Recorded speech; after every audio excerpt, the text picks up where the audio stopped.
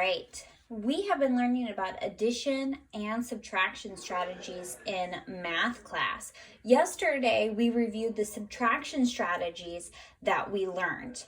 Today, we are going to review the addition strategies, and then you will have an opportunity to practice both addition and subtraction problems. You will have to look very closely at each equation to see if you need to add by looking for a plus sign or subtract by looking for a minus sign.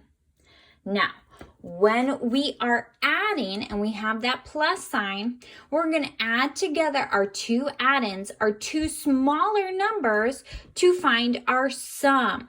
The sum is the answer to an addition problem. Our sum is going to be a larger number. Remember, when we are subtracting, we start by writing the largest number first, and our answer, the difference, is a smaller number. But when we add together two smaller numbers to get a larger number, the sum. So, the first strategy that we learned when learning addition was the count on strategy. And we start with the larger number. 7 plus 2 equals. So the larger number here is 7. So we will start with 7. And we're going to count on 2 more fingers. Okay? 7, 8, 9. 7 plus 2 is 9. All right, if we have the problem 5 plus 3 equals, we're going to start with the larger number. 5. And we're going to add on 3 more fingers. Now, I know that you also have tried doing the strategy, the count on strategy, this way. Start with 5 and count on 6, 7, 8. 5 plus 3 is 8. Lastly, we have 9 plus 1. We start with the largest number, 9, and count on 1 more. 9, 10. So that's how we use the count on strategy to help us add. Another strategy that we have learned is tens of friend. So remember our tens frames. We have the problem 7 plus 6. So I'm going to start with the larger number 7, and I'm going to draw 7 dots, 1 in each square. All right, there's my 7. 1, 2, 3, 4, 5, 6, 7. Now I'm going to draw 6, but I'm going to keep going on. All right. Now notice how I've completed 1 tens frame. So I know right here, that's a 10. Okay, I'm going to keep going on though. I need 6. 1, 2, 3, 4, 5, 6. Now using the strategy tens of friend, I have now made a new equation. I have made 10 plus 3 more, which equals 10, 11, 12, 13. That means that 7 purple, plus 6 orange, equals 13. And that's how I can use tens of friend. I use my tens frames. Another strategy that we have learned is doubles, and using our doubles to solve doubles plus 1. Now, our doubles, we should know in a snap. We should have those memorized. 0 plus 0, 0. 1 plus 1, 2. 2 plus 2, 4. 3 plus 3, 6. 4 plus 4, 8. 5 plus 5, 10. 6 plus 6, 12. 7 plus 7, 14. 8 plus 8, 16. 9 plus 9, 18. 10 plus 10, 20. Okay. I can now use what I already know to help me solve near doubles problems, or doubles plus 1 problems. If I have 6 plus 7, well, I know that 6 plus 6 is 12. 7 is just one more than 6, which means my answer is just going to be one more. What comes after 12? 13. 5 plus 6. Well, I know that 5 plus 5 is 10.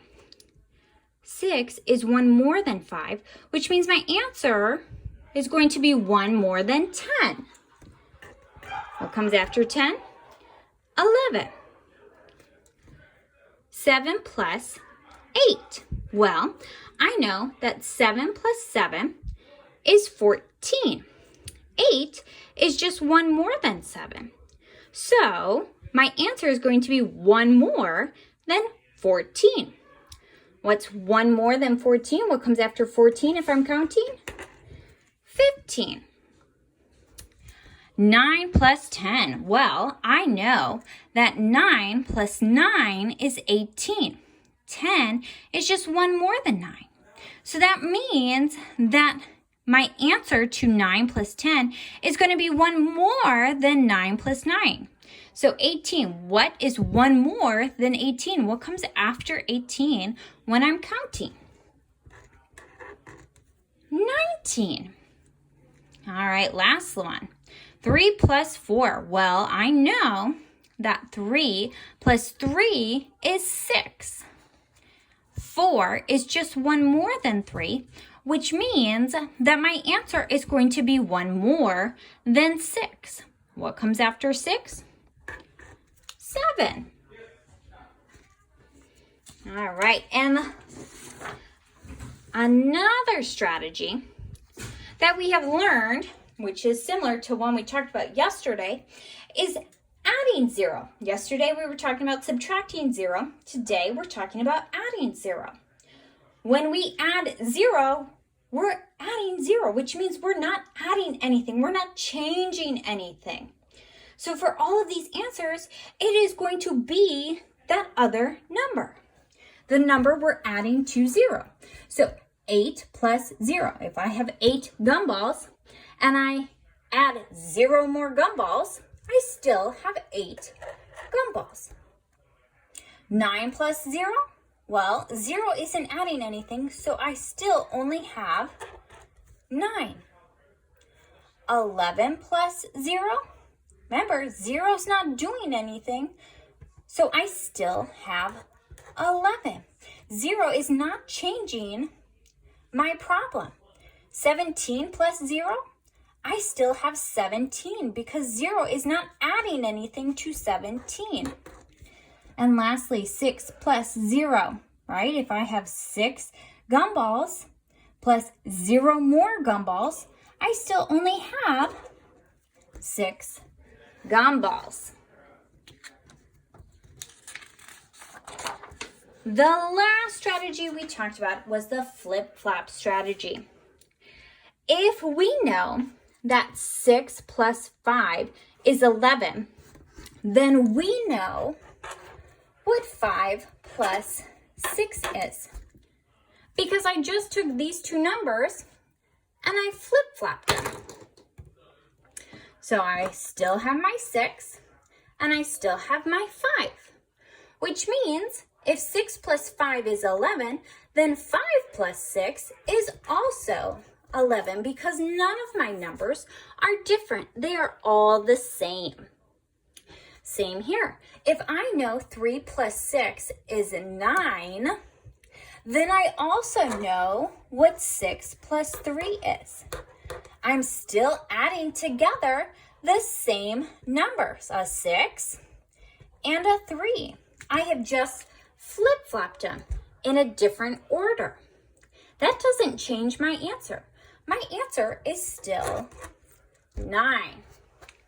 All right, so we have Yesterday, we reviewed your subtraction strategies and you did 12 problems using those different strategies. Today, we reviewed our addition strategies, and now you are going to practice both addition and subtraction problems. Make sure that you watch the sign carefully, looking for a plus sign when you add and a subtraction sign when you subtract.